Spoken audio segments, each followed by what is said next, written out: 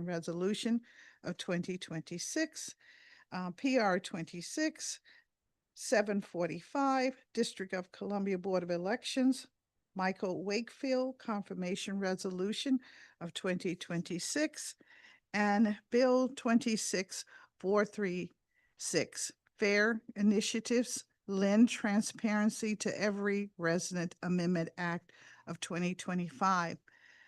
The committee held public roundtables on the confirmation measures on July 1, 2026, and also held a public hearing on Bill 26436 on December 5th, 2025. And I'll start with Mr.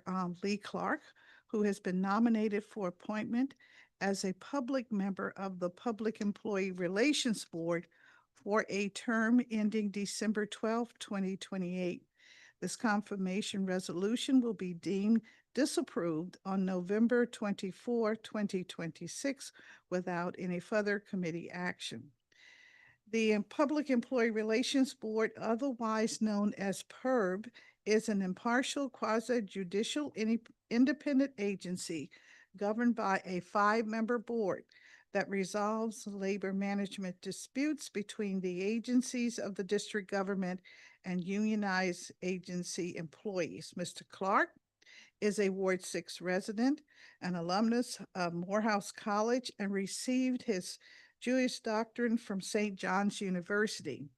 He is currently a senior attorney at the United States Government Accountability Office and possesses federal and local experience in labor relations, serving for the district's Office of Labor Relations and Collective Bargaining, and also DC Water and Sewer Authority and the National Labor Relations Board and the U.S. Environmental Protection Agency.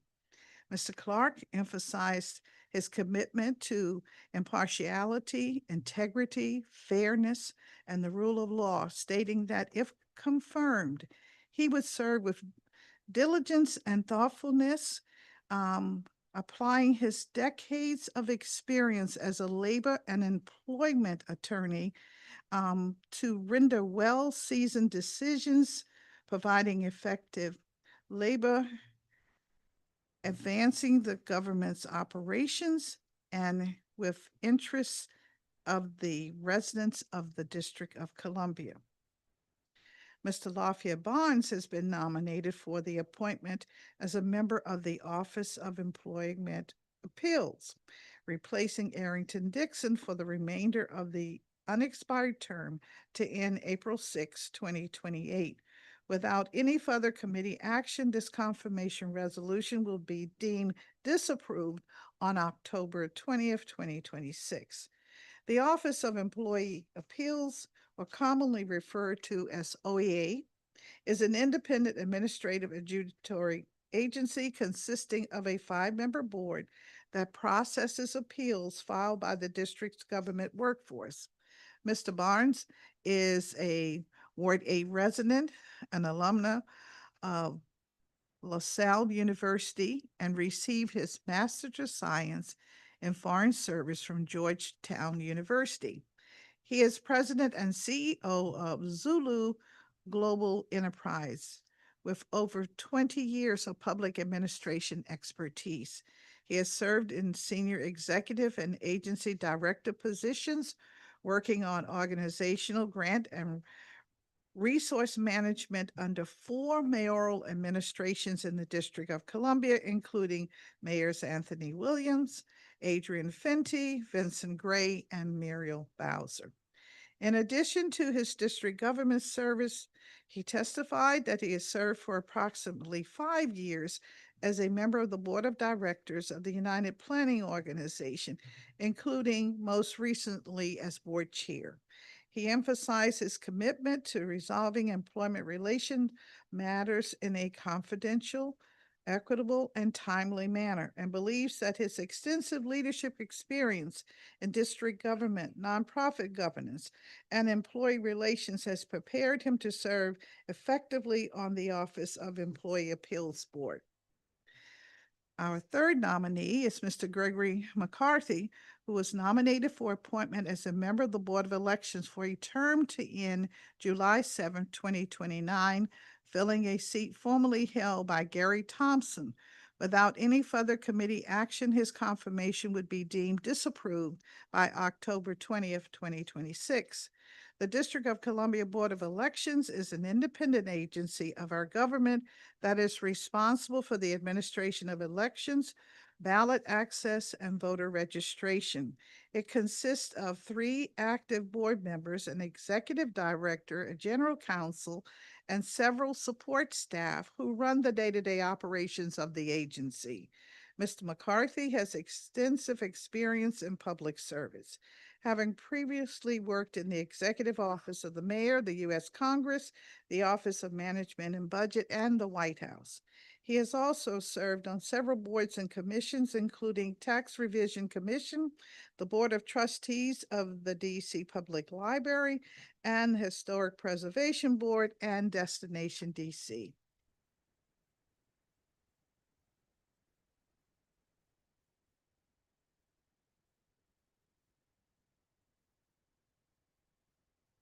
The final nomination for today is, I just need to take a quick.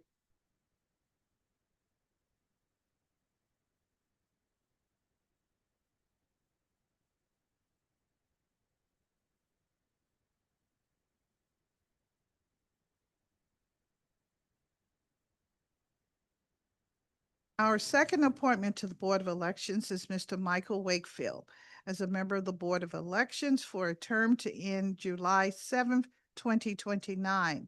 This confirmation will be deemed disapproved on November 24, 26 without any further committee action. Mr. Wakefield is a Ward 5 resident.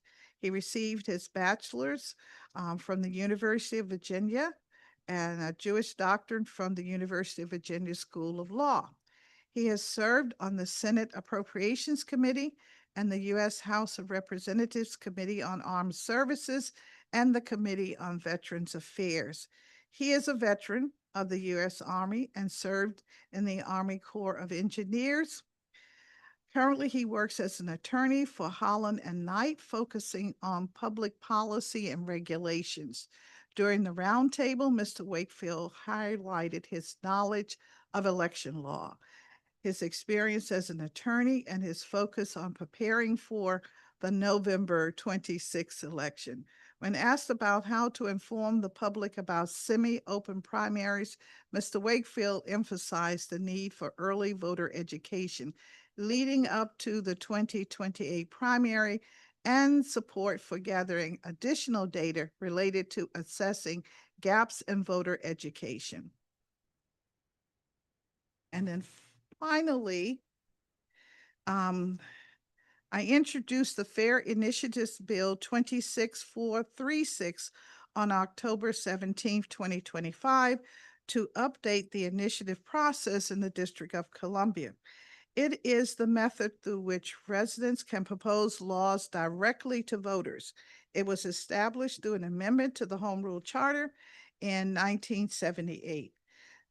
26 states have similar process, and in just the district, these states have established different processes to oversee the initiative. In the District of Columbia, an initiative may not authorize discrimination or negate or limit a budgetary act of the council. This includes blocking the expenditure of funds, appropriating funds, allowing funds to new or existing purposes, creating entitlements, or creating or eliminating a source of revenue. In considering how this process works, the committee worked to clarify the process, refine timelines, and improve transparency to the voters. The committee print that we are offering today does this in a number of ways. First, it establishes a single subject rule. Of 26 states that have the initiative, 16 have some form of single subject rule. The purpose of this rule is to establish a single subject requirement so that voters are able to decide on a single matter through the initiative process. The single subject rule will prevent a voter from having to consider multiple subject matters on the same initiative ballot. Secondly, the committee print improves fiscal transparency for the voter. The bill also requires that the petition circulated to get the matter on the ballot include information about the cost of implementation of the bill. The cost is based on an analysis from the Office of the Chief Financial Officer of the District of Columbia. The bill would also require circulators to indicate whether they are paid to circulate the petition or serve as volunteers, and whether they are DC residents or not. In DC and instances elsewhere, the initiative process has been co-opted by large interest groups, leading to massive expenditures and advertisements, some of which can mislead voters about the true purpose of the bill. By requiring circulators to indicate whether they are paid and requiring the Board of Elections to post the proper verified statement of contributions, the bill provides more transparency into where the ideas for these initiatives originated. The bill also adjusts timelines, changing from 10 days to 30 days, allowing more time in which someone may challenge a decision of the board. The committee finds that these changes are necessary to empower district voters to make informed choices on election day. And at this time, the General Counsel has held that all measures are legally and technically sufficient for the Council's consideration. With that, I'd like to open the floor for any discussion. And then, without objection, I hope I will be able to move each of the nominations separately, and then, of course, our bill. The floor is open for discussion. Discussion on any of the. Yes, Councilwoman. Thank you. I have a statement on B 26-436, which is the Fair Initiatives Bill. Thank you, Chairperson Bonds, and I want to thank you and your team for working hard on this print and finding what I believe to be a good balance. At our vote on semi-open primaries a couple weeks ago, I said that I have heard from many voters who supported ranked choice voting but opposed semi-open primaries, and others who supported semi-open primaries but not ranked choice voting. Combining multiple subjects into a single ballot measure made it difficult for voters to express their views on each proposal independently. As such, I support prohibiting multiple subjects from being combined into a single ballot initiative. I have received feedback from an individual who testified before the committee on this bill and posited that a single subject requirement for initiatives should only move forward if the legislator also has a single subject requirement for bills. I'm not moved by that argument. I agree with the committee report that the purpose of ballot initiatives is to discern the will of the voter at one point in time. Legislation at the council does in fact go through a multi-step analytical process over time that incorporates public feedback and debate throughout, and where members can put their position on different subject matters on the record. I do think we need to continue to look closely at how we are defining single subject. The print states, and I quote, "A measure addresses one subject if each of its provisions refers to and is germane to the same subject matter." It's unclear to me if this definition would apply if someone were to propose an initiative like Initiative 83, which established, again, ranked choice voting in semi-open primaries.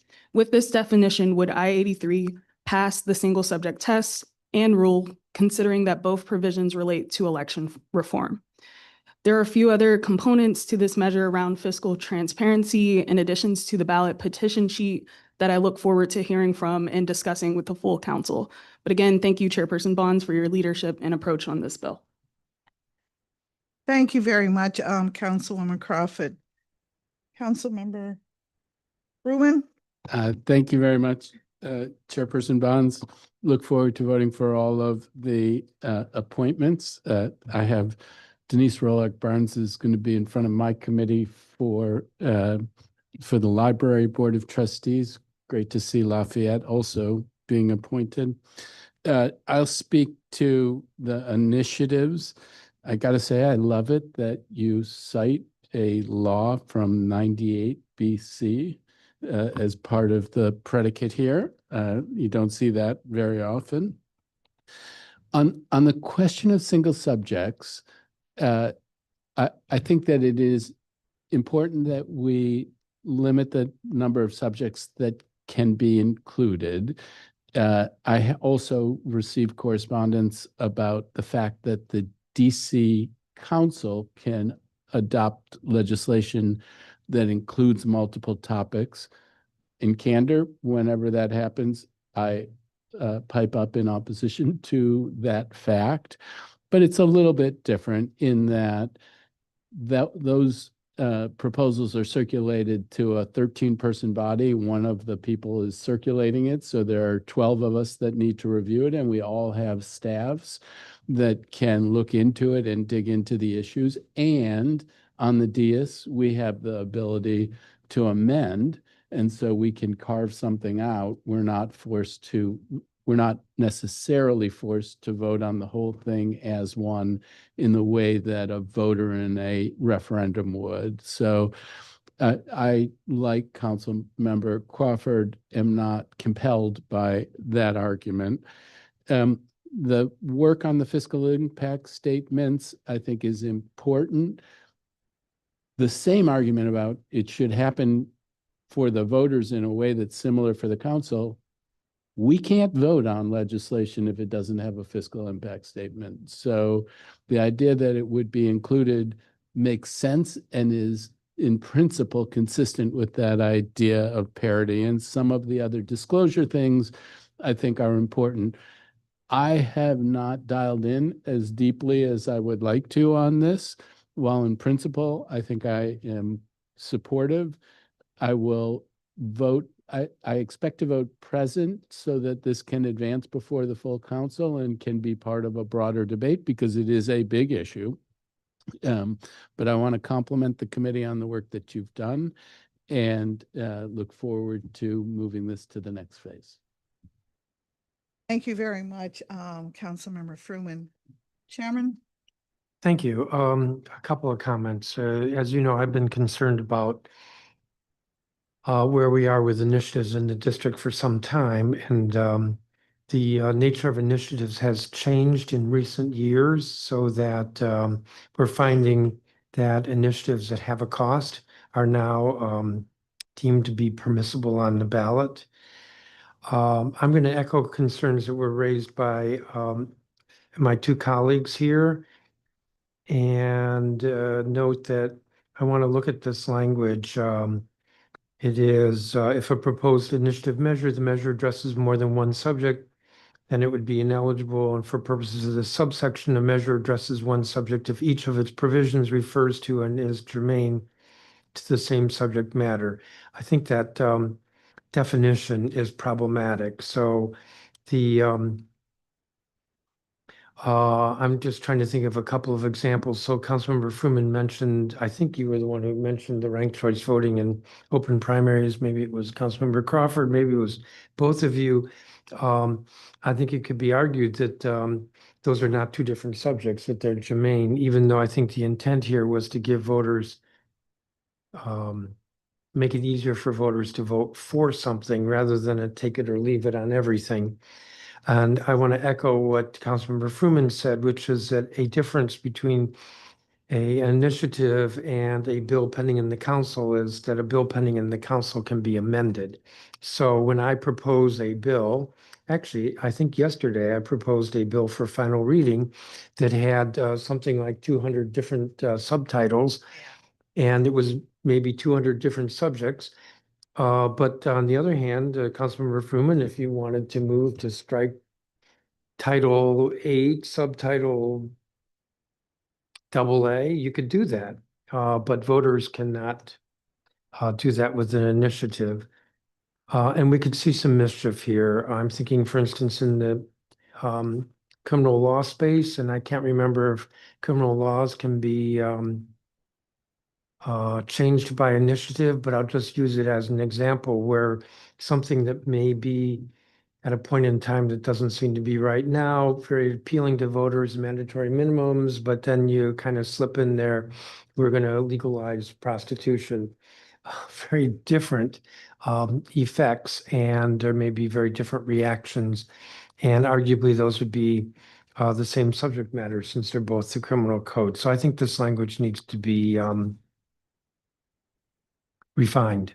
The other comment I have is that part of my concern has been until recently, a initiative was not appropriate if it cost money. And now it seems that as long as the initiative says it's subject to appropriation, it no longer costs money. But of course, it does cost money, and it puts pressure on the council then to find the money. So there's language in the print that I see on page 6, if I have the right version, line 146, that the ballot would have to have a statement on it. The district will need to appropriate funds in its annual budget to implement the measure. I'm not sure that that's the best language to warn the public that there is a cost and that the cost would need to be funded. So I would like to look at this language and maybe suggest some changes at first or second reading. All right. Well, thank you very much for your comments, and they are so noted. Chairperson Bonds, can I? Yes, sure. Thank you. Thank you very much. So I think that part of what you're hearing is this is, and nobody knows it more than you do, this is a complicated, tricky terrain, and you're trying to find your way. And I think you've advanced it quite far. And now the thing is, we take it to the next phase.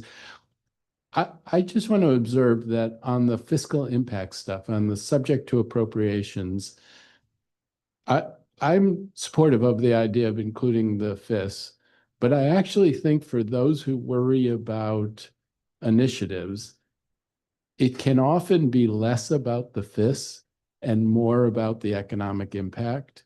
And if the FIS is shown and it's relatively modest, but people believe the economic impact would be very, very large, then it almost could be misleading. I'm not sure that, I don't know how to fix that, but I think making clear what the FIS is doesn't necessarily get to the heart of what is on the minds of the people who are worried about a proliferation of initiatives. So I'll just add that for the record. Thank you. Thank you very much. And I appreciate your acknowledgement that this is a complex bill, really, and it's a subject matter that certainly needs fixing so that the voters in the District of Columbia have a clearer understanding of what is before them and the process that's used to get these matters before them. I'm looking forward to continued work on this bill, to be very honest with you. We are suffering from a lot of guidance, legal guidance, and I'm happy to say that Attorney Mendoza is here with us today. I will acknowledge that. And she has looked at every word, every T that was crossed, every I that was dotted. And right at this moment, this is the language that we were able to come up with. But I think by putting more minds to the perspective, and certainly those more experienced, you're retired practicing attorney, Mr. Bruman, and I think in tax law, something like that. And then we have the chairman who has nearly 30 years looking at legislation. And we have the fresh mind and input from Councilmember Crawford. And I think therefore already we're beginning to see that we can make this bill better. And so I appreciate that. I hope that we will be able to get it out of committee so that we can have more generous discussion from not just the community, many parts of the community are affected, as we well know, as well as the general voting population, but that we can also hear from all of our colleagues on this matter. So thank you very much for that input. I do want to, Madam Chair, I do want to move an amendment to the print on the initiative to strike, if I'm looking at the right version, on line 142, the phrase of not more than 50 words. So this provision says that if the measure has a fiscal impact, that there shall be a summary that shall read in substantially the following form, and that language is almost 50 words. There may be an occasion where more than that would want to be said, and I don't think we should arbitrarily limit it to of not more than 50 words. So my motion is to strike the phrase of not more than 50 words. All right. Yes, this line, you're correct. Your copy is correct. Okay, we're gonna strike those. So, why don't we do this, since this is, front and center now, let's, first take a vote on the bill, which we have discussed, and then go back to the various confirmations, if that's agreeable with everyone here. And so I believe the way the process would follow is that we would first want to, this is an amendment that's being proposed Mhm. by the chairman. So let's vote on the amendment to strike line 142, 143, where the meat of the language is, and the wording is of not more than 50 words from the bill as proposed. Is there discussion on that? I'm not opposed to that. I think the reason it was included in the print was just to prevent the petition page. This is for the petition. No, Yes. Oh, I assumed it was the ballot, but ballot itself. Yes, Oh, okay. Never mind. I thought it was the petition page. So, yes. okay. Well, the type on the petition page, the font has been very tiny, and Yeah. that's a whole nother thing. It's unbelievable what we are subjected to. I agree. All right.